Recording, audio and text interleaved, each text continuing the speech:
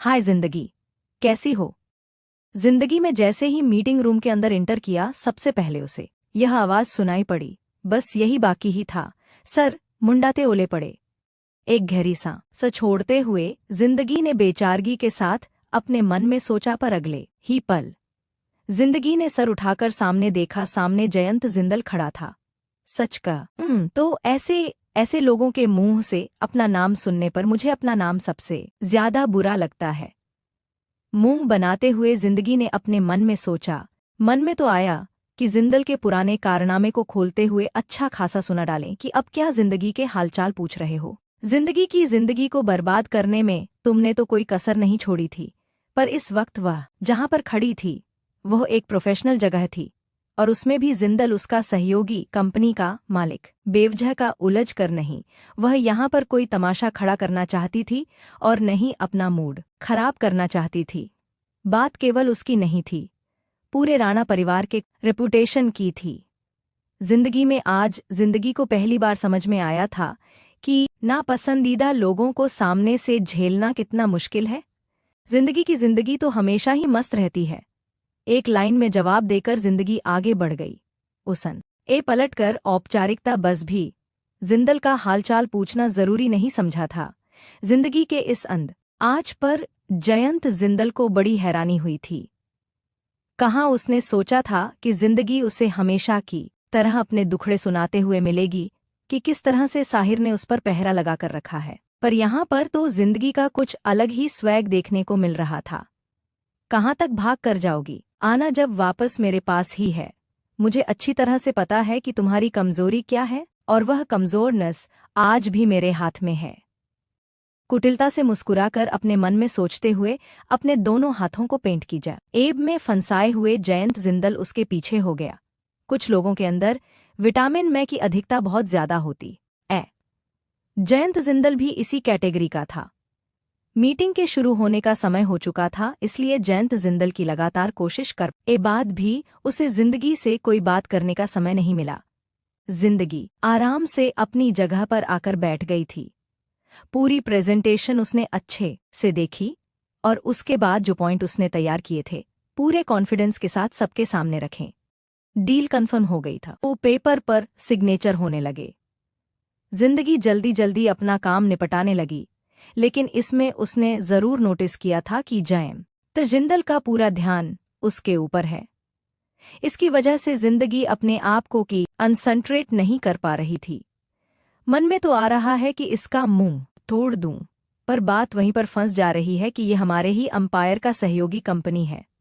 पता नहीं राणा सा कैसे इसे झेलते हैं। अपना काम निपटाकर जिंदगी यहां से निकल रही थी कि जयंत ने कॉरिडोर में ही उसे पकड़ लिया। इस वक्त जिंदगी के पास यहां से भागने का कोई रास्ता नहीं था, क्योंकि कॉरिडोर में ही खड़े होकर वो कुछ और कंपनियों के मालिक के साथ वो सिक्योरिटी एजेंट्स के बारे में बात कर रही थी।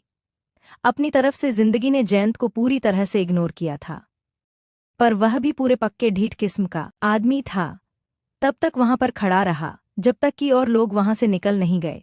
सबके किनारे होते ही जयंत ने जिंदगी से सवाल किया, क्या बात है? नाराज हो क्या? पूछने का अंदाज ऐसा था जैसे कि कितनी यारी उन दोनों के बीच में बची हुई हो। जिंदगी ने अपनी आंखें छोटी करके उसकी तरफ देखा। इस सवाल का मतलब तुरंत ख्यालों के आसमान से जमीन पर जिंदगी ने लाकर पटक डाला था। मतलब तो तू मैं अच्छी तरह से समझ रही हो, पर फिर भी मेरे मुंह से सुनना चाहती हो तो सॉरी, मैं उस दिन तुमको छोड़कर भागा नहीं था। अब तो तुम साहिर के साथ रह रही हो, उसकी ताकत जानती हो। मैं मजबूर हो गया था। जयंत ने दुनिया भर की बेचारगी अपने चेहरे पर लाते हुए जिंदगी से कहा। न जाने किस एहसास के तहत जयंत सफाई दे रहा था। यह तो जिंदगी को समझ में नहीं आया, क्योंकि उसकी नज़र में इस सफ आई कि यहाँ पर कोई जरूरत ही नहीं थी, पर पुरानी जिंदगी रहती था। वो जयंत के इस बात पर विश्वास कर लेती, पर इस जिंदगी को कुछ अटपटा सा लगा। यहाँ इन सब बातें को निकालने का क्या मतलब है? जो होना था हो चुका है। मैं अपनी जिंदगी में आगे बढ़ चुकी हूँ और मुझे किसी से कोई शिकायत नहीं है। जिंदगी आगे कदम बढ़ाते हुए बोली। जयंत दौड़कर उसके पीछे हुआ। मुझसे भी नहीं। नहीं, जिंदगी ने पूरी ईमानदारी के साथ इनकार में सर हिलाया। तो फिर हम तो अच्छे दोस्त हैं ना? जयंत आगे हाथ करते हुए बोला। जिंदगी ने एक पल के लिए उसके बढ़े हुए हाथ को देखा, लेकिन मिलाने के लिए अपना हाथ आगे नहीं बढ़ाया। जब कुछ देर तक जिंदगी की तरफ से कोई रिएक्शन नहीं आया तो मजबूरी जयंत को अपना हाथ पीछे करना पड़ा। हाथ मिलाने की जरूरत नहीं, और रही बात दोस्त होने की, तो तुम्हारा राणा अंपायर के सहयोग ये हो तो ऑलरेडी बिजनेस फ्रेंड हो। साहिर क्यों नहीं आए मीटिंग में? बातों में बात जोड़कर जयंत अब जिंदगी से बात करने के बहाने ढूंढ रहा था, पर जिंदगी तो जयंत के मुंह से अपने राणा सा का नाम सुनकर ही चिढ़ रही थी। इसकी हिम्मत तो देखो, कितने बेबाक ढंग से उनका नाम ले रहा है। लग रहा है कि जैसे ना जाने कब की ये आ रही हो, जबकि इसकी उनके सामने खड़े रहने की भी औकात नहीं है। मन तो कर रहा था कि 2 मिनट में उसका मूड फ्रेश कर दे, पर साहिर की सिखाई हुई बात अभी भी दिमाग में गूंज रही थी, क्योंकि उसने सिसोदिया के साथ अपने रिलेशन को लेकर जिंदगी से कही थी।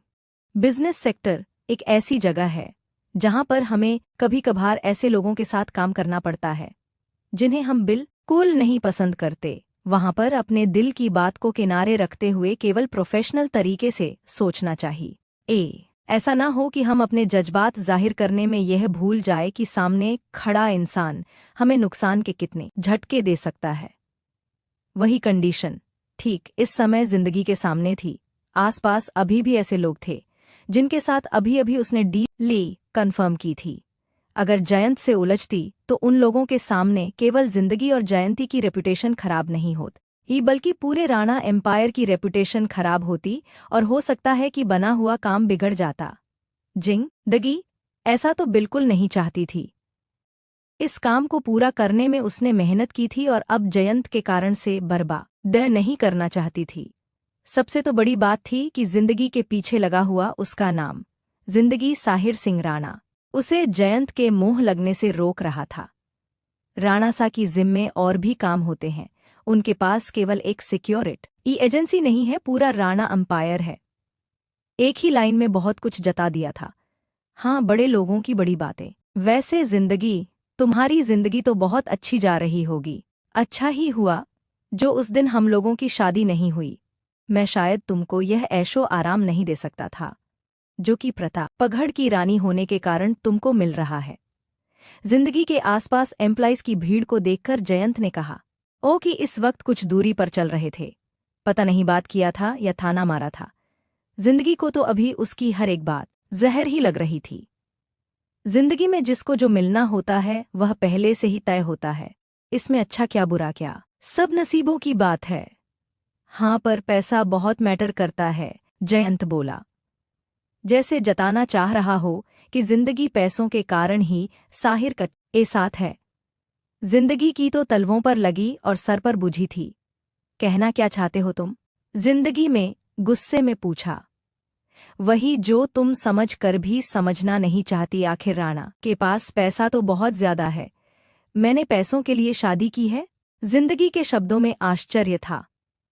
जिंदगी के ऊपर भले ही साहिर और जितेंद्र रजी ने अपनी लगातार कोशिशें से एक बिजनेस का खोल चढ़ाया था, पर उसके अंदर अभी भी वही चुनमुन चिड़िया जैसा दिल था, वही बिना सोच समझ बोलने वाला दिमाग था जो कब अपने खोल से बाहर निकालकर कांड कर देता था, इसका पता खुद जिंदगी को भी नहीं लगता था।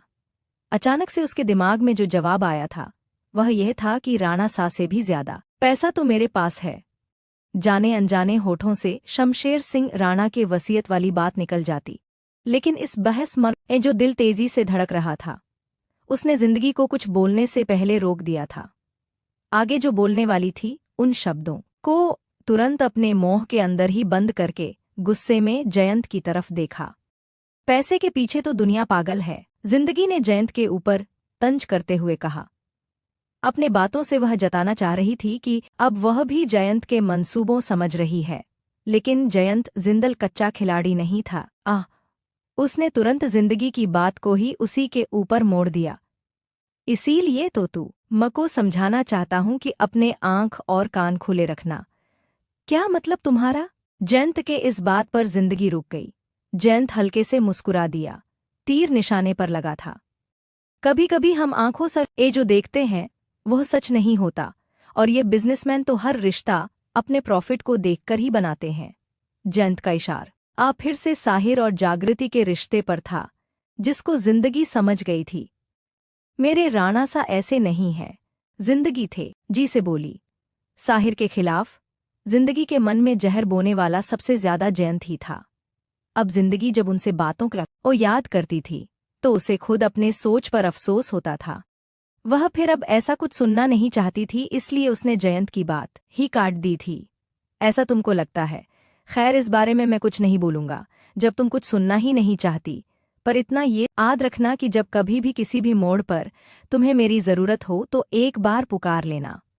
जयंत जिंदगी को उलझा हुआ छोड़कर आगे निकलना चाहता था, पर जिंदगी तुरंत तेजी से उसके सामने खड़ी हुई। मैं तुमको क्यों पुकारूंगी? मेरे पुकारने से पहले ही मेरे पास पहुंचने वाले बहुत लोग हैं, और तुम बोलोगे क्या मुझसे? तुम कुछ बोलने लायक रहोगे तब तो बोलोगे। आज मेरे सामने बोल भी दिया है। पुरानी दोस्ती का ख्याल रखते हुए मैं सुन भी गई, पर अगली बार से बोलना तो दूर, सोचना भी मत, वरना। जिंदगी ने गुस्से में जयंत को उंगली दिखाते हुए कहा। इस वक्त वह गुस्से के मारे कांप रही थी। उसका गोरा रंग बिल्कुल लाल हुआ था। वरना क्या जिंदगी? जिंदगी के इस अंदाज पर जयंत को हैरानी हुई थी, लेकिन इस ढीठ किस्म के प्राणी ने पूरे कॉन्फिडेंस के साथ पूछा। आंखों में ऐसा अंदाज था जैसे जिंदगी के पर टटोल रहा है। वरना कुछ सोचने के लायक नहीं बचोगे? जिंदगी ने उसके आंखों की लौ को बिना किसी भाव में लाए हुए उसकी आंखों में आंख डालकर कह दिया। जयंत समझ चुका था कि उसकी कलई जिंदगी के सामने उल चुकी है, तो उसने भी अब अपने आप को खोल में छुपाने की जरूरत नहीं समझी था। साहिर सिंगराना की संगत असर कर रही है, पर यह संगत कितने दिन की है? उंगलियों पर गिन सकती हो, और उसके बाद क्या हाल होगा, सोचा है? जयंत ने जैसे मजाक उड़ाने वाले अंदाज पर पूछा। मेरे दिन उंगलियों पर नहीं गिने जा रहे हैं, बल्कि तुम्हारा राणा अंपायर के साथ के दिन उंगलियों पर गिने जा चुके हैं, इसलिए हद में रहकर बात करो। और रही बात मेरे और राणा सा के रिश्ते की, तो अब यह रिश्ता इतना मजबूत है कि तुम जैसों के थोड़े नहीं टूटे। मेरे दिन उंगलियों पर नहीं गिने जा रहे हैं, बल्कि तुम्हारा राणा अंपायर के साथ के दिन उंगलियों पर गिने जा चुके हैं, इसलिए हद में रहकर बात करो। और रही बात मेरे और राणा सा के रिश्ते की, तो अब यह रिश्ता इतना मजबूत है कि तुम जैसों के थोड़े नहीं टूटेगा। चाहे तो फिर से कोशिश करके खा सकते हो। इतना कहकर जिंदगी अब वापस वहां उसका जवाब सुनने के लिए नहीं रुकी। अपनी हाई हील की सैंडल खटखटाते हुए अपनी गाड़ी की तरफ बढ़ गई, जहां की गार्ड ने दरवाजा खोल कर रखा था। गुस्से में तिल मिलाते हुए जिंदगी अपनी सीट पर बैठ गई। जिंदगी का दिल धक धक इतनी तेजी से भाग रहा था कि उसे समझ में ही नहीं आया कि उसे हुआ क्या है। जिस वक्त वह जयंत से बहस कर रही थी, ऐसा लग रहा था जैसे कि पैरों में जान ही नहीं बची हो। गाड़ी में बैठने के बाद भी कई मिनट के बाद जिंदगी ने खुद पर कंट्रोल किया, पर अभी भी दिल अनहोनी के अंदाज में धड़क रहा था। एक घबराहट, एक बेचैनी मन में हो रही थी। कहाँ है राणा सा आप? होठों से निकला। दिल बस यही पुकार रहा था कि अभी राणा सा यहाँ पर होते तो उनके सीने में छिपकर अपनी सारी परेशानी भूल जाती। और ठीक उसी वक्त साहिर का फोन उसके फोन पर आया। कहाँ हो जिंदगी? तेरे दिल से मेरे दिल का रिश्ता अजीब है, चाहे मिलो की हो दूरियां, पर धड़कने करीब है। जिंदगी जहां यह सोच बैठी थी कि साहिर के फोन कॉल से वह उसे सब कुछ बता देगी, उसकी जगह पर साहिर ने जिंदगी को ये बताने के लिए फोन किया था कि आज उसको जरूरी काम है। वो ऑफिस जाकर ऑफिस के काम देख ले तो वो ऑफिस से बाहर किसी साइट पर जा सके। अपनी धड़कनों को संभालते हुए जिंदगी ने साहिर की बातों पर सर हिला दिया। साहिर की बातों से सब पता चल रहा था कि वह किसी मामले में बहुत परेशान है, और ऐसे में अपनी परेशानी की बात कहकर वह उसे और ज्यादा परेशान नहीं करना चाहती थी। वैसे भी कुछ देर सोचने के बाद जब दिमाग रास्ते पर आया तो उसे इस बात में कोई बहुत बड़ी बात लगी नहीं थी। माता रानी की बहुत बड़ी कृपा हुई कि मैं राणा सा से कुछ बताया नहीं, वरना उसे वक्त कुछ कहती तो वह बेवजह का परेशान हो जाते। लेकिन रान आशा से छुपाना भी तो सही नहीं रहेगा। वह शाम को घर आएंगे तो मैं उन्हें बता दूंगी कि मुझे आज जयंत मिला था। ऑफिस आने के साथ उसे पता चला कि किसी कारण कोई लीगल नोटिस आया है जिसको लेकर साहिर कंपनी के लीडर लीगल एडवाइजर के साथ मीटिंग करने गया है। खुलकर किसी ने वो बात बताई नहीं क्योंकि किसी को पता नहीं था। बस इतना पता चला कि सर बहुत परेशान थे और लीगल एडवाइजर के साथ मीटिंग में है, इसलिए भगवान का शुक्र मानते हुए जिंदगी ने अपने मन में सोचा। लेकिन एक बात बताओ जिंदगी, तुम इन सारे बातों में केवल यही क्यों बताना चाहती हो कि जयंत तुमसे मिला था? तुम उनसे यह भी तो बता सकती हो कि आज डील तुम्हारे फायदे में हुई। कम से कम इस बात से उनका मूड तो अच्छा होगा। दिल ने जैसे छेड़ा था। क्या मतलब तुम्हारा? जयंत से मिलने वाली बात पर उनका मूड खराब भी हो सकता है। जिंदगी अपने ही सोच में उलझ गई। तुम राणा साहब से यह बात इसलिए बताना चाहती हो क्योंकि तुम नहीं चाहती कि किसी और के कारण तुम्हारे रिश्ते में अनबन हो। दिमाग के सारे घोड़े दौड़ने के बाद दिल ना जवाब दिया था। बात तो सही है, मैंने पहले ही अपने रिश्ते को अपनी बेवकूफ़ी के कारण बहुत बर्बाद कर दिया है। अब मैं ऐसा कुछ करना नहीं चाहती, इसलिए कम से कम यह बात उनके पास होनी चाहिए, वरना इस जयंत का क्या भरोसा। 3 में 5 लगाकर सुना देगा तो राणा सा कहीं उसकी बात पर ही भरोसा ना कर बैठे। दिमाग सही रास्ता दिखा रहा था, लेकिन दिल इस पर मुस्कुरा दिया। राणा सा तुम्हारी तरह दिमाग के कच्चे नहीं है, जो भी हो, पर मुझे उन्हें यह बात बतानी ही होगी कि जयंत ने फिर से मुझे रोकने की कोशिश की थी। अपने मन में सोच विचार कर जिंदगी शांत हो गई थी। वैसे भी उसे आज का सारा काम निपटाकर शाम पूर्वी के घर जाना था, पर इधर साहिर तो वो दूसरे ही काम में लगा था। प्रतापगढ़ से सत्यम को अपनी प्रॉपर्टी के ओरिजिनल पेपर मिलने के बाद अब दिल्ली की बारी थी। इसको लेकर साहिर अपनी लीगल एडवाइजर टीम से मिल रहा था। दिमाग खराब हो गया है क्या तुम्हारा? क्या बोले जा रहे हो? फोन पर ही प्रदीप सिंह की बात सुनकर प्रतीक सिंह बौखला गए थे। मेरा दिमाग खराब नहीं हुआ है भाई साहब, मेरे पास जो नोटिस आई है मैं वही बता रहा हूं, और ये नोटिस मैंने आपको मेल कर दिया है, आप देख लीजिए, प्रदीप सिंह ने धीरे से कहा। इस वक्त अपने भाई के गुस्से का वह अंदाजा लगा सकते थे और इसमें कुछ कहकर और उसे बढ़ाना नहीं चाहते थे, लेकिन प्रदीप सिंह की बात सुनकर और उनके भेजे हुए मेल को देखकर प्रतीक सिंह सिसोदिया का दिमाग बहुत गर्म हो गया था। ऐसा हो ही नहीं सकता है, और अगर ऐसा हो गया है तो ये बहुत ही मुश्किल है। प्रतीक सिंह ने अपना सर दोनों हाथों में थामते हुए सोचा। समझ में नहीं आ रहा था कि गलती कहाँ हुई है, लेकिन एक गलती हो चुकी थी और इस एक गलती ने सारे किए कराए पर पानी फेर दिया था।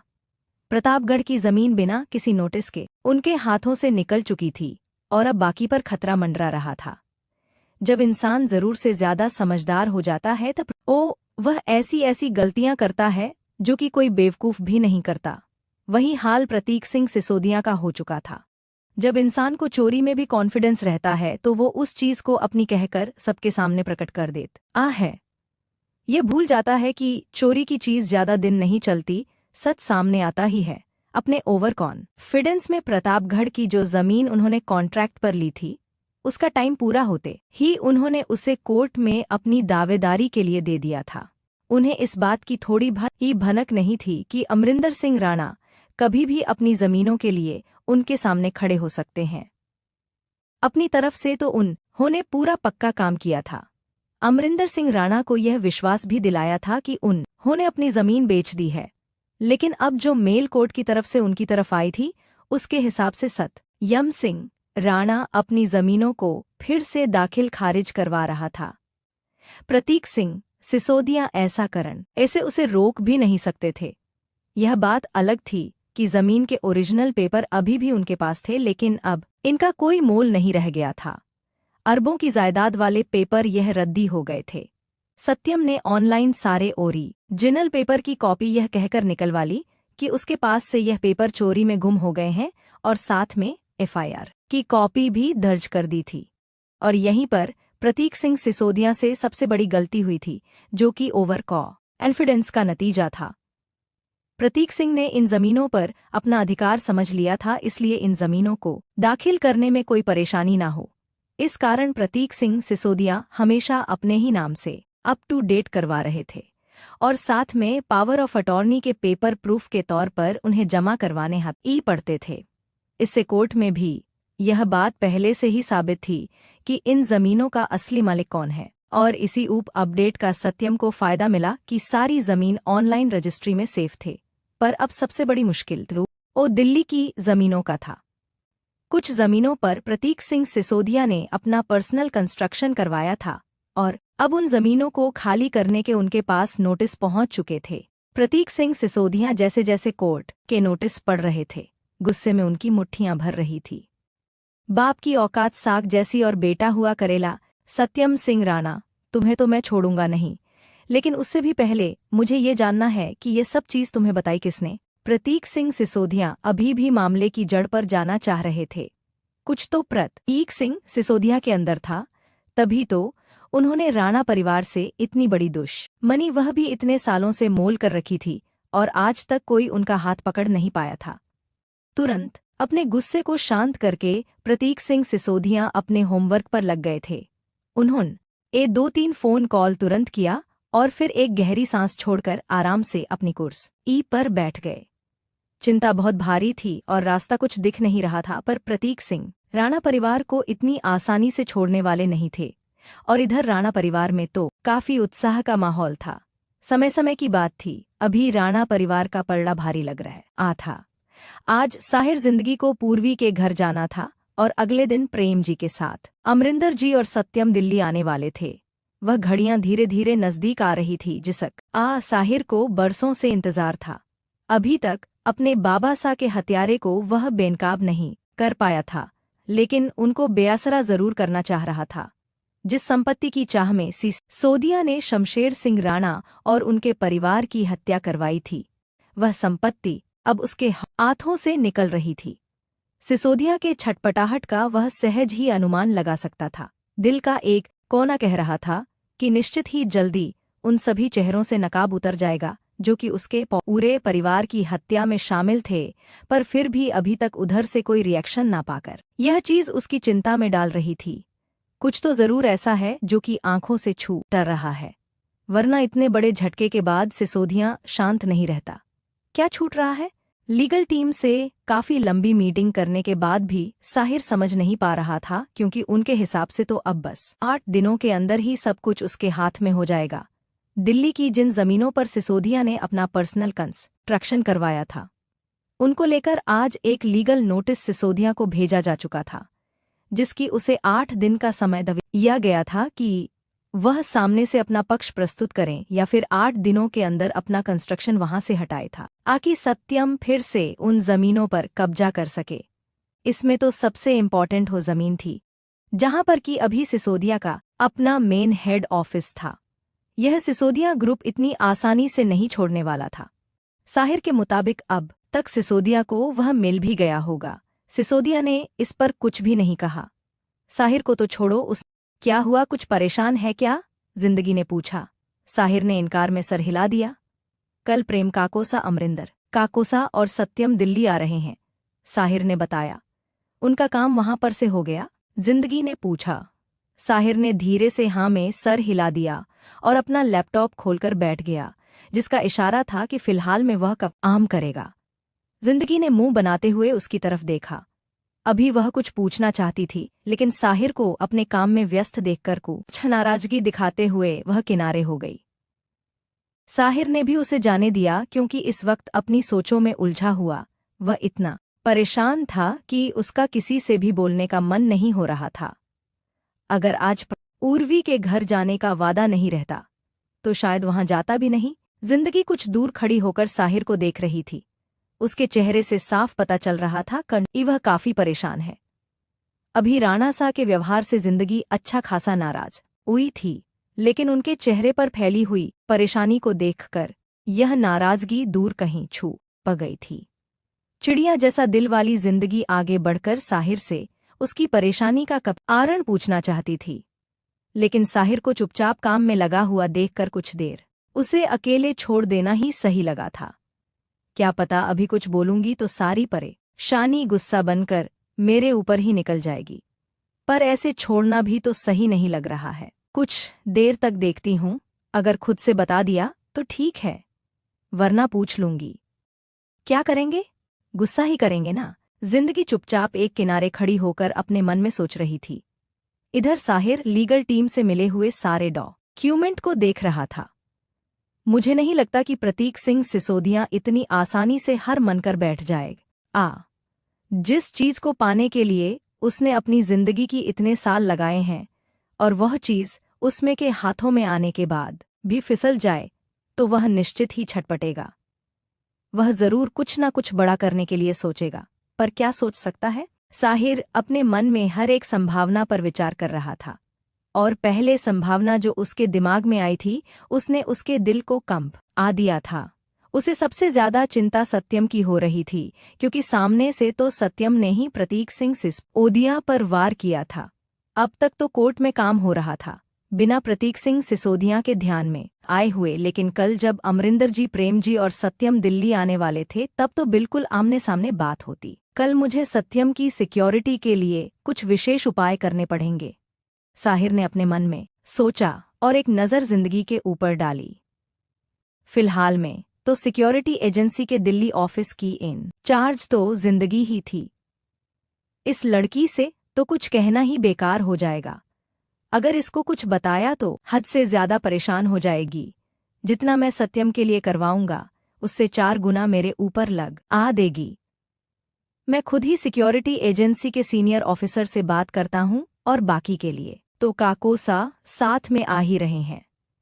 कल जहां पर सिसोदिया के साथ मीटिंग होने वाली थी, पहले आहिर ने उन सभी जगह को मार्क किया। वहां पर हाई सिक्योरिटी की व्यवस्था के लिए सिक्योरिटी ऑफिसर से कह दिया, तुम सब कुछ करके रखो, बाकी मैं खुद चेक करूंगा, साहिर ने कहा। ओके सर, सिक्योरिटी ऑफिसर ने कहा। राणा सा, और कितनी देर लगेगी? जिंदगी ने अपने कपड़े उठाते हुए साहिर से पूछा, जो कि बाहर से आने के बाद भी अपना लैपटॉप लेकर बैठा था, जबकि जिंदगी आज शाम को 5 बजे ही ऑफिस से निकल आई थी। घर आने के बाद उसने अपन और साहिर की पूर्वी के घर जाने की तैयारी की। न जाने कितने समय के बाद अपनी सहेली के घर जाने का प्रोग्राम था। जिंदगी तो बस घड़ी ही देख रही थी। साहिर के आते ही इन दोनों का निकलने का प्रोग्राम था, लेकिन साहिर लैपटॉप लेकर बैठ गया था। मुझे ज्यादा समय नहीं लगेगा, तैयार होने में तुम्हें ही समय लगने वाला है। लैपटॉप पर नजर जमा साहिर ने जवाब दिया। इस समय वह मीटिंग की लोकेशन को देखते हुए वहां पर सिक्योरिटी के इंतजाम का ताना बाना हिसाब अपने दिमाग में लगा रहा था। क्या कहने का मतलब है आपका? मैं तैयार होने में बहुत ज्यादा समय लेती हूँ, जिंदगी ने अपनी आंखें छोटी करते हुए पूछा। तमाम परेशानियों के बावजूद भी अपनी बीवी कर यह अवतार उसे ठिठकने पर मजबूर कर देता था। साहिर मुस्कुरा दिया। इसमें कोई शक है क्या? राणा सा, मैं आपको याद दिला दूं कि आपसे पहले ऑफिस के लिए रोज मैं तैयार हो जाती हूँ।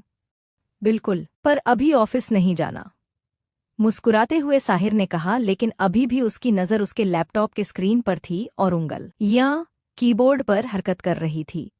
इनकी तो जिंदगी में बस यही कल पुर्जे ही इम्पॉर्टेंट है, जिंदगी की इम्पॉर्टेंस तो ही नहीं। जिंदगी ने अफसोस से उसकी तरफ देखा। कहाँ उसने सोचा था साहिर से आज अपने कपड़े पसंद करवाएगी। 5-6 ड्रेस जो उसने सब एलेक्ट किए थे, उसमें से फाइनल ड्रेस वो साहिर से ही सेलेक्ट करवाना चाहती थी, तो साहिर अपने कपड़ों के लिए भी उसी पर आश्रित था। इस तरह से मुझ पर गुस्सा करने से कोई फायदा नहीं होने वाला है। मेरा थोड़ा सा काम बचा है, मैं तुरंत करके तैयार हो जाता हूँ। मेरे कपड़े निकाल कर रख दो और तुम जल्दी से तैयार हो जाओ। पहले ही हम काफी देर कर चुके अब मैं और देर नहीं करना चाहता, साहिर ने कहा। जिंदगी ने घुस से भरी एक नज़र साहिर के ऊपर डालने के बाद दूसरी नज़र सामने लगी वॉल क्लॉक पर डाली। अभी 6:15 हो रहे हैं, 45 मिनट का टाइम बहुत ज्यादा होता है, जिंदगी ने जैसे याद दिलाया। पूर्वी के घर जाना तो बस एक बहाना था, जिसके लिए इतनी तैयारी की थी उसने एक नज़र डालना भी जरूरी नहीं समझा था। मन तो बड़ा ही उदास हुआ, लेकिन अब कर भी क्या सकते थे। तभी जिंदगी के फोन की नोटिफिकेशन बजी। जिंदगी ने तेजी से फोन उठाए और मैसेज देखकर उसका मूड अच्छा खासा बिगड़ गया था। हे माता रानी, इस मुसीबत के बारे में तो मैं राणा सा से बताना ही भूल गई थी। एक तो पहले ही इनका मूड इतना खराब है, पता नहीं इसके बारे में जानने के बाद क्या रिएक्शन देंगे। क्या करूं, बताओ या ना बताऊं। जिंदगी जबरदस्त उलझन में फंसी थी। साहिर आज इतना व्यस्त था कि उसे आसपास का कुछ ध्यान नहीं था। उसके दिमाग में बहुत कुछ चल रहा था। घर में होकर भी वह वहां पर मौजूद नहीं था। पर जिंदगी के लिए तो यह बहुत ही दुखदाई था।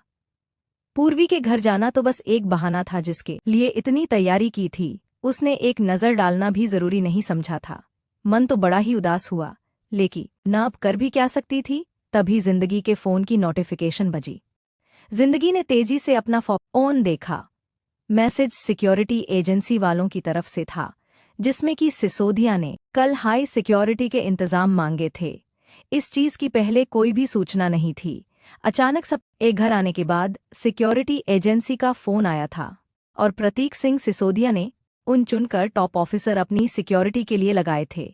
जिंदगी को तो पहले समझ में ही नहीं आ था कि आखिर अचानक से सिसोदिया को इतनी हाई लेवल की सुरक्षा की जरूरत क्यों पड़ी है। उसकी मन सिसोदिया को किसी भी तरह की सुरक्षा देने का नहीं था, लेकिन राणा एम्पायर का मुख्य सहयोगी होने के कारण उसको मना भी नहीं किया जा सकता था। यह तो पहले उसने सूचना दे दी थी। इसका रण जिंदगी को जानकारी भी हुई थी, वरना दूसरा सबसे बड़ा सहयोगी होने का फायदा उठाकर भी वह ऑफिसर्स को अपनी ड्यूटी में लगा सकता था। अब सब कुछ जानने के बाद कि कल प्रतापगढ़ से परिवार वाले आ रहे हैं, जिंदगी का दिमाग तेजी से काम करने लगा था। मैसेज के अनुसार जिंदगी ने पहले ही सिसोदिया की अर्जी मंजूर कर ली थी, लेकिन अब प्रतीक सिंह सिसोदिया के साथ साथ साहिर सिंह राणा को भी टॉप के ऑफिसर सिक्योरिटी के लिए चाहिए थे। सिक्योरिटी इंचार्ज जिंदगी से एक मीटिंग चाह रहा था, जिससे कि वह अपने ऑफिसर को डिवाइड कर सके। हे माता रानी, इस मुसीबत के बारे में तो मैं राणा सा से बताना ही भूल गई थी। एक तो पहले ही इनका मूड इतना खराब है, पता नहीं इसके बारे में जानने के बाद क्या रिएक्शन देंगे। क्या करूं, बताओ या ना बताऊं। जिंदगी जबरदस्त उलझन में फंसी थी। जितने देर तक साहिर वॉशरूम में था, जिंदगी शब्दों को जोड़ रही थी कि उसे कैसे कैसे साहिर से सारी बातें बतानी है। थोड़ी देर में साहिर वॉशरूम से बाहर आया। जिंदगी ने उसकी मैचिंग टाई, घड़ी, रूमाल, बेल्ट से लेकर हर चीज सामने निकाल कर रखी थी। दुनिया में चाहे कितने भी पैसे देकर 4 पर्सनल असिस्टेंट रख लो, पर मेरी बीवी से बेस्ट फिनिशर तो कोई हो नहीं सकता। साहिर ने जिंदगी के हाथों में अपनी टाई थमाते हुए कहा और फिर अपनी घड़ी लेकर हाथों में बांधने लगा, क्योंकि बीवी अपने पति से जुड़ी होती है, उसके पैसों से नहीं। जिंदगी जल्दी से बोली, अब यहाँ पर पैसों की क्या बात आई? साहिर ने कुछ ना समझते हुए पूछा। क्यों, पर्सनल असिस्टेंट रखिएगा तो वो फ्री में तो आपके काम करेगी नहीं। बात तो सही है तुम्हारी, वैसे बीवी के खर्चे भी कम नहीं होते। साहिर ने उसके गले में पड़े हुए हीरो के हर को ठीक करते हुए कहा। मैंने क्या खर्च किया? पूरे 1 महीने से मैं शॉपिंग पर भी नहीं गई हूं। लास्ट टाइम जब हम दिल्ली आए थे तभी आप मुझे लेकर गए थे। जिंदगी ने याद दिलाया। वह तो ऐसे बोलो ना कि पैसों का जिक्र इस तरह से याद आया है कि मैडम को शॉपिंग पर जाना है। अरे यार, मैंने कब तुम्हें कहीं जाने से मना कर रखा है? गाड़ी है, ड्राइवर है, तुम्हारा खुद का मॉल है, जो जी चाहे ले लिया करो। मैं तो कहूंगा कि मेरे लिए भी ला दिया करो। साहिर ने हंसते हुए जिंदगी की तरफ देखा और ड्रेसिंग पर से कंघी उठाकर बाल संवारने लगा। अभी तक जिंदगी साहिर से जयंत के बारे में कुछ बता नहीं पाई थी और सिसोदिया ने दूसरा प्रॉब्लम क्रिएट कर दिया था। बोलने के लिए अभी सिचुएशन नहीं मिल रही थी।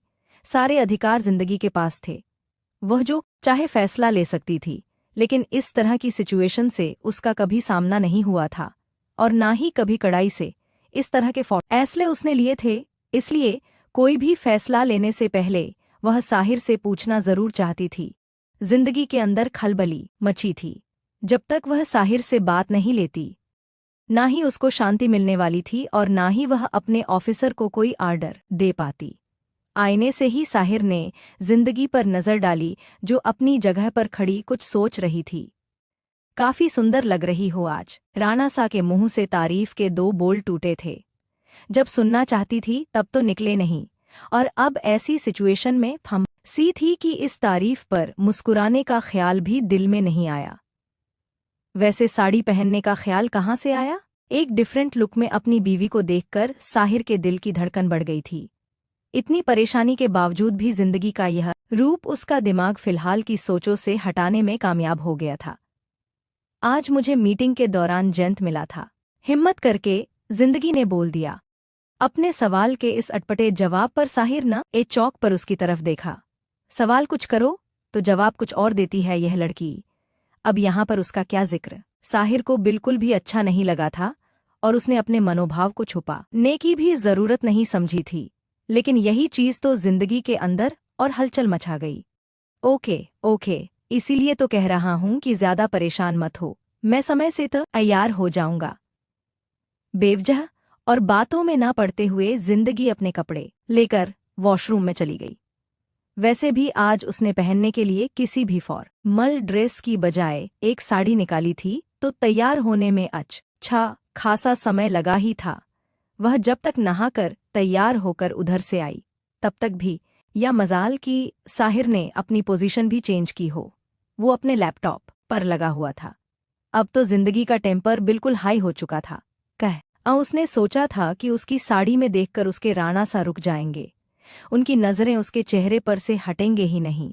तो यहाँ पर उसके राणा सा की उंगलियां कीबोर्ड पर खटखट चल रही थी और नजरें लैपटॉप के स्क्रीन से ही हटाने का नाम नहीं ले रही थी। पर जिंदगी का दिमाग गुस्से में अपनी जगह से हट चुका था। राणा सा, सबर का बांध टूट चुका था। क्या हुआ राणा सा? घड़ी देखी, जिंदगी चिल्लाई। हाँ, बस हो गया, यह अंतिम मेल था। साहिर ने मेल भेजने के बाद लैपटॉप बंद करके जिंदगी की तरफ बिना देखे हुए कहा, अच्छा एक बात बताओ, आज तुम्हारी मीटिंग थी ना, क्या हुआ उसका? अपनी नाराज बीवी को मनाने के लिए कोई दूसरी बात उन्हें याद नहीं आई। बहुत ही अच्छा गया और ये काम भी हम लोगों के फेवर में ही हुआ, जिंदगी ने खुश होकर बताया। तभी अचानक उसके दिमाग में जयंत से मिलने वाली बात भी आई थी। यह तो मुझे पता ही था माय लेडी लक, तुम बेकार ही परेशान हो रही थी। साहिर ने हल्के से जिंदगी के सर पर टैप करते हुए अपने कपड़े उठाए और वॉशरूम में चला गया। साहिर का चौंकना और उसके बाद इस तरह से चिढ़ना जिंदगी को परेशान कर गया था। वह तेजी से अपनी सफाई देने लगी थी। मैं सच कह रही हूँ राणा सा, मैंने उसे नहीं बुलाया था, वह मुझसे भी पहले मीटिंग में मौजूद था। जिंदगी की सफाई सुनकर साहिर ने अफसोस से अपना सर हिला दिया। जानता हूँ जिंदगी, वह उसकी तरफ बढ़ा, लेकिन फिर भी आपने मुझे बताना जरूरी नहीं समझा? जिंदगी अब उल्टा साहिर के ऊपर चढ़ गई थी। साहिर ने मुंह बनाते हुए उसकी तरफ देखा। यह लड़की भी ना कहाँ की बात को कहाँ ले जाती है। जो मूड जिंदगी को देखकर अच्छा हुआ था, वह मूड अब जिंदगी की बातों को ई सुनकर खराब हो रहा था। इसमें बताने और ना बताने वाली कौन सी बात है? एजेंसी के लिए ड्रेस की सप्लाई अग्रवाल ग्रुप करता है और उनके खाने पीने से लेकर कैटरिंग का सामान जिंदल ग्रुप। तो निश्चित था कि इस मीटिंग में उन दोनों को होना ही था। क्या तुमको इस चीज की जानकारी नहीं है? साहिर ने जिंदगी की तरफ बढ़ते हुए पूछा। हाँ, इसीलिए उसके साथ साथ रिकी अग्रवाल भी था। जिंदगी तेजी से बोली। चलो जल्दी से जो लेना है वह ले लो, मैं गिफ्ट गाड़ी में रखवाता हूँ, अब हम निकलेंगे। साहिर ने अपनी घड़ी देखते हुए कहा। आप यह नहीं पूछेंगे कि उसने मुझसे क्या कहा? जिंदगी ने हैरान परेशान नजरों से साहिर की तरफ देखते हुए कहा। उसको लगा कि साहिर हमेशा की तरह जिंदगी की हर एक बात को सुनकर कुछ रिएक्शन देगा, पर यहाँ तो जय से साहिर को इस बात से कोई मतलब ही नहीं था। उसके ऊपर एक और झटका मिला कि जिंदगी की इतना कहने पर भी साहिर ने इनकार में सर हिला दिया, जैसे यह बात उसके सामने कोई अहमियत ही नहीं रखती। साहिर का दिल इस वक्त जिंदगी की फालतू बातों का जवाब देखकर अपना मूड खराब करने का बिल्कुल नहीं था, क्योंकि अगर दिमाग शांत नहीं रहता तो अपना का मकर नहीं पाता। पर उसे क्या पता था कि जिन बातों को वह फालतू समझकर नजरअंदाज कर रहा था, जिंदगी के लिए बहुत बहुत बहुत इम्पोर्टेंट थे। आप नहीं जानते राणा सा, उसने फिर आपके बारे में उल्टा सीधा कहा। वह आपके और जागृति बाइसा के बारे में बोल रहा था और तुम चुपचाप सुनकर चली आई। दरवाजे से निकलते वक्त साहिर एक पल के लिए रुका और उसने वहीं से पीछे मुड़कर जिंदगी से सवाल किया। नहीं, जिंदगी ने इनकार में सर हिला दिया। तो फिर क्या प्रॉब्लम है? साहिर ने पूछा। साहिर के हिसाब से जयंत ने जो बोला था उसके रिश्ते एक्ट में अच्छा खासा जवाब जब सुन ही लिया तो इस बात को बढ़ाने का क्या मतलब था। पर जिंदगी को बिना एक एक बात बताए चैन कहाँ था। आप मुझे यह नहीं पूछेंगे कि वहां पर क्या बात हुई। जिंदगी बोली, एक ही बात के लिए कितनी बार इनकार करूं जिंदगी। पर क्यों आज साहिर का यह रवैया जिंदगी को उलझा रहा था। मेरे लिए जिंदगी में सबसे बड़ी चीज होती है भरोसा। जब किसी रिश्ते में भरोसा नहीं है तो कुछ भी नहीं है। जानता हूं उसने हमेशा की तरह उल्टे सीधे रूमर्स फैलाकर तुम्हारा ब्रेन वॉश करने की कोशिश की होगी, लेकिन यह भी जानता हूं कि अब इन सब चीजों का कोई असर होने वाला नहीं है। साहिर बोला, क्यों? जिंदगी अभी भी नहीं समझी थी। इस क्यों का क्या जवाब दूं? तुम्हें जयंत के साथ जाना है। कुछ गुस्सा कुछ चिढ़ के साथ साहिर ने सवाल किया था। साहिर के इस उल्टे सवाल पर जिंदगी चिढ़ गई। अब चिढ़ क्या रही हो? सही बोल रहा हूं। मुझे नहीं लगता कि अब ये सब बातें मायने रखती हैं। जिसको जाना होगा वह खुद चला आएगा। मेरे लाख रोकने से रुकने वाला नहीं है और जो मेरा है वह हमेशा मेरा ही रहेगा। सब आखिर इसके आगे कुछ और भी बोलने वाला था, लेकिन इस वक्त उसका फोन रिंग करने लगा। जिंदगी को एक मिनट रुकने का इशारा करके उसने अपना फोन निकाला। जिंदगी वहीं पर खड़ी साहिर फ्री होने का इंतजार कर रही थी, लेकिन उधर से सत्यम था जो न जाने किस मैटर पर साहिर से डिस्कस कर रहा था, और इस डिस्कस में अच्छा खासा समय लग गया था।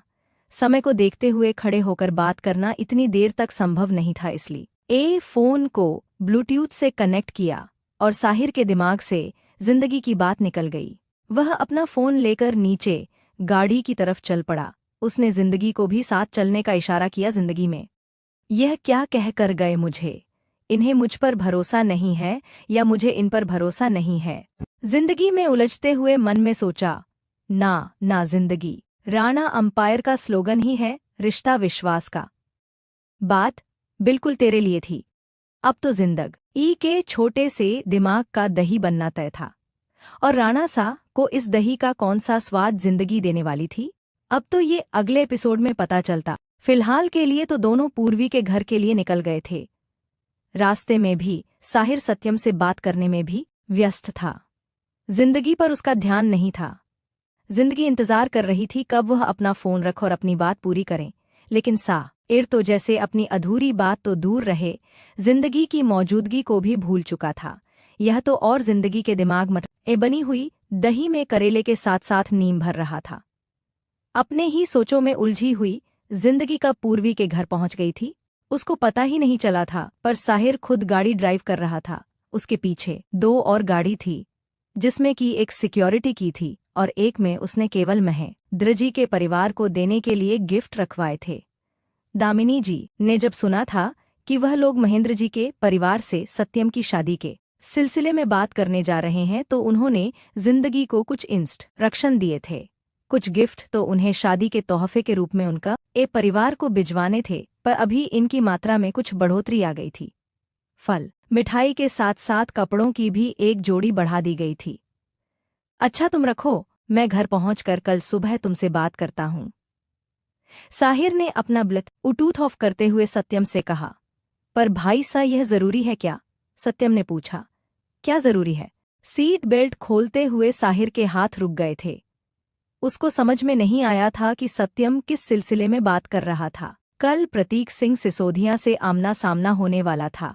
सत्यम इस चीज के लिए पूरी तरह से तैयार था, तो फिर अब क्या जरूरी रह गया था? अरे आप जो वहां जा रहे हैं, सत्यम ने अपना सर मसलते हुए कहा। मैं तुम्हारी बात समझ नहीं, साहिर ने सीधे कहा। अभी हम लोग इतने इस काम में उलझे हुए हैं, ऐसे में शादी विवाह की बात करना कुछ ज्यादा जल्दी नहीं हो रहा है क्या? सत्यम शब्दों को जोड़ते हुए बोला। अच्छा, ये बात, शादी कोई 2 मिनट का काम नहीं है, इसमें अभी अच्छा खासा समय लगेगा। अभी तो बात शुरू हुई है। हमें पसंद है, उन्हें पसंद हो तब तो वह आगे बात बढ़ाएंगे। यहाँ नहीं होगी तो कहीं और होगी, पर शादी तो जरूरी है, होनी ही है, या फिर करना नहीं चाहते हो? साहिर एक पल रुक गया था, और ऐन मौके पर इस तरह से सत्यम के बात बदलने सा समझ में नहीं आया था कि कहीं ऐसा ना हो कि सत्यम ने परिवार के सामन यहाँ भर दी हो और वो शादी ही नहीं करना चाहता हो, या फिर उसे कोई और पसंद हो। तब तो बात आगे बढ़ाने में प्रॉब्लम हो जाएगी। नहीं नहीं, आप जैसा उचित समझें वैसा कीजिए। शादी करने से मुझे कोई प्रॉब्लम नहीं है, लेकिन मुझे लग रहा था कि एक साथ हम इतने सारे जगह पर बात बढ़ाएंगे तो किधर किधर ध्यान देंगे। सत्यम बोला। साहिर मुस्कुरा दिया। उसकी चिंता तुम मत करो। अगर हमारे संबंध उनके साथ बनते हैं तो ये हमारे लिए प्लस पॉइंट ही रहेगा। प्रतीक सिंह सिसोदिया को इतने कम में आंकना सही नहीं है। हमें कई जगह अपनी साइड क्लियर करनी भी पड़ेगी, और वैसे में महेंद्र सिंह हमारे बहुत काम आएंगे। सत्यम का वो आश्वस्त करके साहिर ने जिंदगी की तरफ देखा, जो कि अभी भी चुपचाप बैठी हुई थी। क्या हुआ? साहिर ने जिंदगी से पूछा, लेकिन जिंदगी ने कुछ जवाब नहीं दिया तो साहिर ने धीरे से उसके कंधे पर हाथ रख दिया। जिंदगी चिहंक उठी। क्या सोच रही हो? उतरना नहीं है क्या? साहिर ने उससे पूछा। जिंदगी ने अपने आसपास देखा। साहिर ने अफसोस से अपना सर हिला दिया। क्या हुआ? सो गई थी क्या? हम पहुंच गए हैं। अपना सीट बेल्ट खोलने के बाद साहिर ने जिंदगी की तरफ झुकते हुए कहा। जिंदगी बिल्कुल अपनी सीट से चिपक गई। उसको समझ में नहीं आया कि साहिर इस समय क्या करने वाला है। साहिर ने हल्के से उसकी सीट बेल्ट खोली। साहिर के हटते ही जिंदगी में एक गहरी सांस राहत की छोड़ी। इस 2 सेकंड में ही उसके प्राण कहाँ कहाँ की सैर करके चले आए थे, और दिमाग न जाने क्या क्या सोच चुका था, और अपनी तरफ का दरवाज़ा खोलकर नीचे आई। तब तक साहिर भी अपनी तरफ से निकल चुका था। दरवाजे पर ही महेंद्र सिंह राणा का सारा परिवार इन लोगों के लिए के स्वागत में खड़ा था। महेंद्र सिंह बड़े ही खुश दिली से मिले। साहिर और जिंदगी ने आगे बढ़कर उन लोगों के पैर छुए तो महेंद्र जी ने साहिर को गले से लगा लिया, और उनकी पत्नी शर्मिष्ठा जी ने जिंदगी को, बहुत सुंदर लग रही हो, शादी के बाद तो और भी अच्छी हो गई हो। शर्मिष्ठा जी ने जिंदगी के को प्यार से बलाइयां लेते हुए कहा। जिंदगी मुस्कुरा दी। तभी उन्होंने अपनी मेड को इशारा किया। मेड आरती का सामान लेकर आई थी। शर्मिष्ठा जी ने दोनों की आरती उतारी और अंदर आने का कहा। साहिर ने अपने ड्राइवर को इशारा किया ताकि वह गिफ्ट लेकर आ सके। इन सब चीजों की क्या जरूरत थी? महेंद्र सिंह ने कुछ मुस्कुराते हुए पूछा। अरे पहली बार हम आ रहे थे, साहिर बोला। यह गिफ्ट इधर से जाने थे, उधर से नहीं आने थे। शर्मिष्ठा जी हंसते हुए बोली। साहिर ने कुछ अचरज से उनकी तरफ देखा। वैसे तो आपके घर से हमारा पहले का भी रिश्ता है, पर यह जो नया रिश्ता बना है, उस रिश्ते से तो हमारा देने का होता है, लेने का नहीं। शर्मिष्ठा जी ने उसकी कन्फ्यूजन क्लियर करते हुए कहा। साहिर ने इधर उधर देखा, जैसे उनकी बातें समझ नहीं पाया हो। बिजनेस की बात हो तो हमारे जीजा सा का दिमाग बहुत तेज चलता है, लेकिन घर परिवार में ऐसे ही सोचते हैं क्या? पूर्वी ने जिंदगी से पूछा। यह भी कोई पूछने वाली बात है? बिजनेस के अलावा इनके दिमाग में होता ही क्या है? जिंदगी में मुंह बनाते हुए कहा। चेहरा ऐसा बनाया था जैसे उससे जो ज्यादा परेशान दुनिया में और कोई है ही नहीं। अरे चुप हो जा, अच्छी तरह से जानती हूँ उनके दिल और दिमाग में तेरे सामने कुछ और नहीं चलत। और अब तो सब कुछ तेरे चेहरे से दिखता है। पूर्वी ने तुरंत जिंदगी के सारे दुखों की हवा निकाल दी थी। जिंदगी ने हैरानी से अपनी सहेली की तरफ देखा, जो कि अपनी साइड पहले ही चेंज कर चुकी थी। उसने बहुत खूबसूरत दरवाजे पर अपने हाथों से रंगोली बनाई थी, और उसे रंगोली के बीचों बीच साहिर और जिंदगी का नाम लिखकर स्वागतम लिखा हुआ था। साहिर ने खुल दिल से उसकी तारीफ की। जिंदगी हमारी पूर्वी की सहेली है और हमारे लिए पूर्वी के जैसे ही है, महेंद्र जी ने हंसते हुए कहा। ओह, यह बात? साहिर ने समझने वाले अंदाज में सर हिलाया। हाँ, तो बस यही समझिए जीजा सा कि आप अपने ससुराल में आए हैं। पूर्वी सामने आते हुए बोली। तब तो यह गिफ्ट और भी ज्यादा जरूरी हो गए हैं। हमारी तरफ से आपके इस स्वागत के लिए। साहिर का इशारा पूर्वी के बनाए हुए रंगोली की तरफ था। बहुत बहुत धन्यवाद जीजा सा कि आपको पसंद आया। वैसे रंगोली हमारी जिंदगी बहुत अच्छी बनती है। अब आप लोग पापा से बात कीजिए, तब तक हम लोग अपनी बात करते हैं। पूर्वी ने जिंदगी का हाथ पकड़ा और उसे अपने कमरे की तरफ ले जाने लगी। न जा ने उसको किस बात की जल्दी थी, और क्या उसको जिंदगी से बात करनी थी, साहिर को समझ में नहीं आया था, लेकिन परिवार वाले समझ गए थे। वैसे भी 2 सहेलियां आपस में मिलती है तो बातें खत्म कहाँ होती और अभी तो इन लोगों के अलावा उनकी पूरी मंडली पूर्वी के कमरे में जमा थी। बस पूर्वी जिंदगी को वहां लेकर जाना चाहती थी। सरमिश ठाजी ने कुछ आंखें छोटी करके पूर्वी की तरफ देखा। अभी रुक जाइए, पहले बड़े राणा सा से मिल लेते हैं, साहिर ने कहा। पूर्वी के दादाजी करीब 90 की उम्र में पहुंच गए थे और फिलहाल में ज्यादातर उनका समय अपने कमरे में ही बीतता था। साहिर और जिंदगी को अपने सामने देखकर बड़े राणा भी बहुत खुश हुए। उन्होंने जिंदगी और साहिर को डॉन आशीर्वाद के साथ डायमंड का एक सेट उपहार में दिया। साहिर महेंद्र सिंह राणा के साथ बात करने लगा तो जिंदगी ने आंखों ही आंखों में उसे पूर्वी के साथ जर्ब आने की परमिशन मांगी। साहिर ने सर हिला दिया। जिंदगी अपनी सहेलियों के साथ अपने पास पूर्वी के कमरे में बैठ गई। शर्मिश ठाजी खाने का इंतजाम देख रही थी तो महेंद्र सिंह राणा और साहिर के बीच में काम की बातें होने लगी। अरे वाह जिंदगी, तुम तो बिल्कुल बदल गई हो, ये नीति थी। मतलब? जिंदगी ने ना समझते हुए पूछा। मतलब यह कि तुम तो पहले ही बहुत सुंदर थी, लेकिन अब बहुत ज्यादा ही सुंदर लगने लगी हो। मीठी ने उसकी बात का मतलब समझाया। सहेलियों की बातें आपस में चली तो बस चलती ही चली गई और सारी बातों का एक ही उद्देश्य होता था, सब घूम फिर कर साहिर के ऊपर ही आकर टिक जाती थी। सबका यही कहना था कि जिंदगी शादी के बाद पहले से भी बहुत ज्यादा अच्छी और परफेक्ट हो गई है। जिंदगी तो अपनी इतनी तारीफ सुनकर हवाओं में उड़ रही थी और अब साहिर की प्रशंसा से भी उसे कोई एतराज नहीं था, बल्कि उसे अच्छा ही लग रहा था। उसकी सहेलियां पहले भी साहिर की फैन थी और अब तो ऑफिस ज्वाइन करने की बात सुनने के बाद तो सब उसकी तारीफों के पुल बांध रही थी। मैं तो पहले से ही करती थी कि साहिर सा तुझे बहुत प्यार करते हैं, इसलिए तुम्हारे कहीं आने जाने पर रोक टोक करते हैं, बस तू मानती ही नहीं थी। कहती थी कि उन्हें मेरे सांस निकालने पर ऐतराज है। नीति मुंह बनाते हुए जिंदगी की नकल उतार रही थी। उसके हाथों पर मारते हुए जिंदगी मुस्कुरा दी। उन्होंने तुझे शादी के बाद भी काम करने की परमिशन दे दी, वरना हम लोगों के घर में देख लो, किसने शादी के बाद काम जारी रखा है? रूही ने पूछा। जिंदगी जहां पहले नाक बहुत सिकुड़ते हुए उसे रूल बुक कहती थी, आज जिंदगी ने इतराते हुए कहा था, बात तो सही है, मेरे राणा सा ऐसे हैं ही। जिंदगी की इस बात पर तो उसकी सहेलियां आंखें बड़ी करके मुंह खोल हैरत से उसकी तरफ देखती रह गई थी। ऐसे क्या देख रही हो? मैं सही बता रही हूं, जिंदगी बोली। इस पर उसकी सारी सहेलियां खिलखिलाकर हंस पड़ी। हमें तो यह बात पहले से ही पता था, लेकिन शुक्र है कि राणा सा की रानी के दिमाग में भी ये बात आई तो सही, पूर्वी बोली। इसी समय उसकी मम्मी ने उसे किसी काम में मदद के लिए नीचे बुलवाया तो वह चली गई। लेकिन एक बात, तुम बताओ कि जीजू सा ने तुम्हारे लिए इतना कुछ किया और तुमने हमारे राणा सा के लिए क्या किया है? मैंने क्या करना है? उनको जो चीज जब जैसे चाहिए होता है मैं दे देती हूँ, इससे अधिक मैं क्या कर सकती हूँ? जिंदगी बोली। अरे, यह काम तो घर की मेड भी कर सकती है, चाहे समय से नाश्ता खाना देने का हो या फिर उनका ये जरूरत का ध्यान रखना है। हम तुम्हारे बारे में पूछ रहे हैं, तुम तो उनकी वाइफ हो ना, तो फिर कुछ स्पेशल बताओ, रूही ने पूछा। बताओ बताओ, मुझे मेरे भाई ने बताया था कि जीजू सा ने हाईवे के पास वाला पूरा स्टेट रेस्टोरेंट बुक कर दिया था तुम्हारे लिए। नीति बोली। उसको कैसे पता? मीठी ने पूछा। वह उस दिन हिमाचल जा रहा था। पूरे हाईवे में राणा सिक्योरिटी एजेंसी के गार्ड फैले हुए थे।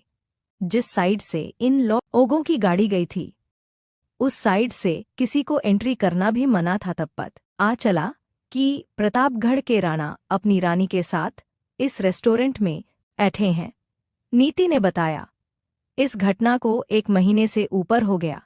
उस दिन की बात है जिस दिन मैं तुम लोगों से फोन पर बात कर रही थी। जिंदगी बोली। उन्होंने तुम्हारे लिए इतना स्पेशल अरेंजमेंट्स किया, और भी ज्यादा उन्होंने कुछ किया होगा। बताओ ना, तुमने क्या किया? नीति ने एक आंख दबाते हुए पूछा। मैंने कुछ भी नहीं किया, मासूम सा चेहरा बनाते हुए जिंदगी बोली। तो फिर अब करो। सहेलियां कहाँ सस्ते में छोड़ने वाली थीं।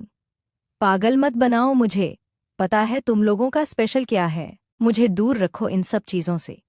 अगर राणा सा को गुस्सा आया तो लेने के देने पड़ जाएंगे। अरे नहीं, कुछ गुस्सा नहीं आएगा। उन्होंने तुम्हारे लिए सरप्राइज प्लान किया तो अब तुम्हारी बारी है, रूही बोली। बात तो सही है, मुझे भी उनके लिए कुछ सोचना चाहिए। अब जिंदगी पर इन लोगों की बातों का असर आने लगा था। पर मैं क्या करूं? मैं तो कहीं बाहर जाती हूं तो इनको पता होता, और जिस तरह से इन्होंने बात और एंजमेंट किया, उसके लिए तो मुझे फिर किसी से बात करनी पड़ेगी और कहीं ना कहीं फिर उनको पता चल ही जाएगा। फिर सरप्राइज तो रह नहीं जाएगा। जिंदगी का छोट आसा दिमाग अब और सोच रहा था। रास्ते पर तो यही सोच रही थी कैसे सहित कपड़े दिल में अपने प्रति विश्वास बनाए, और अब इसकी सहेलियां भी यही बात कह रही थी। अभी उन्होंने कहा था कि जब भरोसा हो तो हर चीज छोटी पड़ जाती है। मुझे तो उन पर बहुत भरोसा है, पर उनको मुझ पर भरोसा नहीं होता, और इस भरोसे का ओ बनाने के लिए मुझे कुछ ना कुछ तो जरूर करना पड़ेगा। इधर आओ बताती हूँ। एक अपना फोन खोलकर बैठ गई।